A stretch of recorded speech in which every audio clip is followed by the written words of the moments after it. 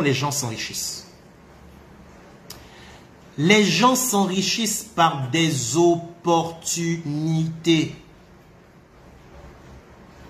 Oui, c'est une opportunité, deux opportunités qui font que les gens deviennent très riches.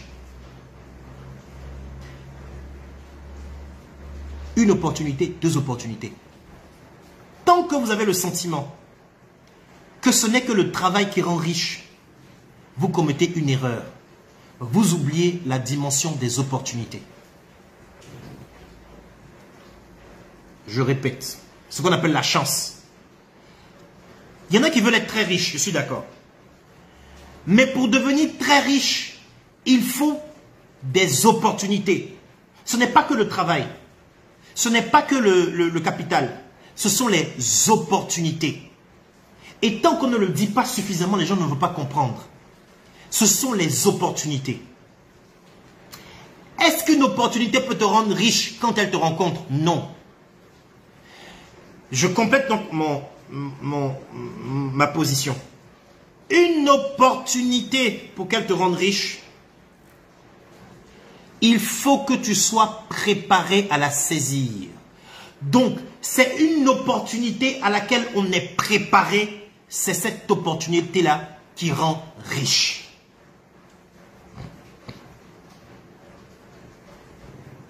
Ce qui rend les gens qui les met à l'abri du besoin, ce n'est pas que le travail, ce n'est pas que l'effort.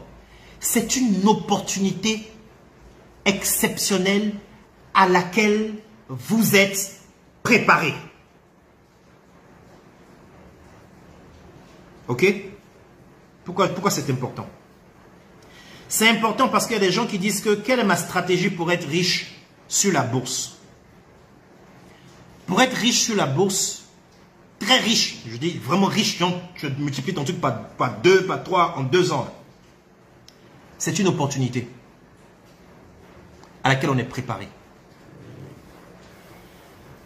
Donc, la première étape, c'est de savoir que la bourse est un territoire d'opportunité. Autant tu peux tomber sur un milliardaire qui va t'épouser, c'est une opportunité. Autant tu vas tomber sur un vieux père qui est riche, qui t'aime et qui va te faire travailler avec lui, c'est une opportunité. Autant la bourse est un territoire d'opportunité.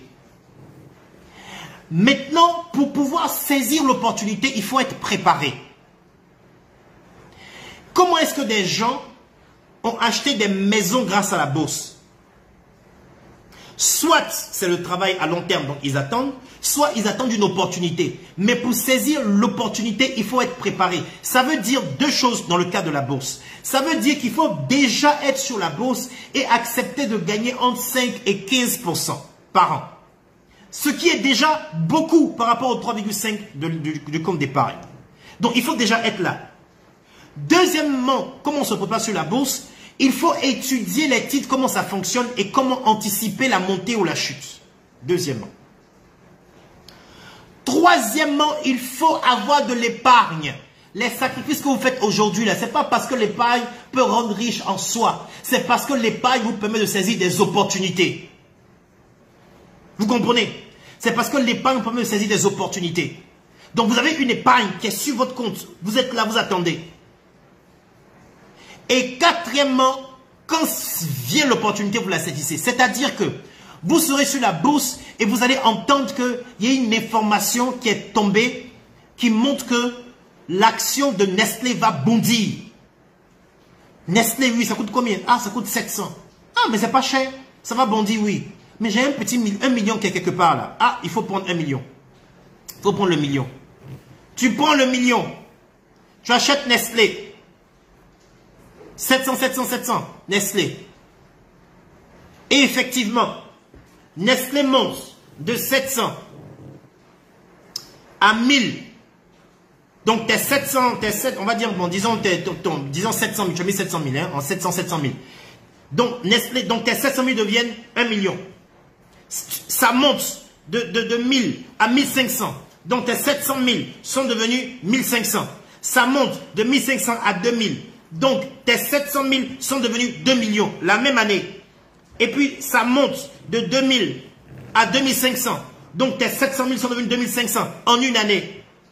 Et puis ça monte de 2500, ça passe à 4000. Donc tes 700 000, bon, tes 700 000 deviennent 4 millions en une année. Ça peut arriver. C'est arrivé. D'accord? Mais il fallait être là pour saisir l'opportunité. Donc comme dans toute affaire au monde, ce sont des opportunités.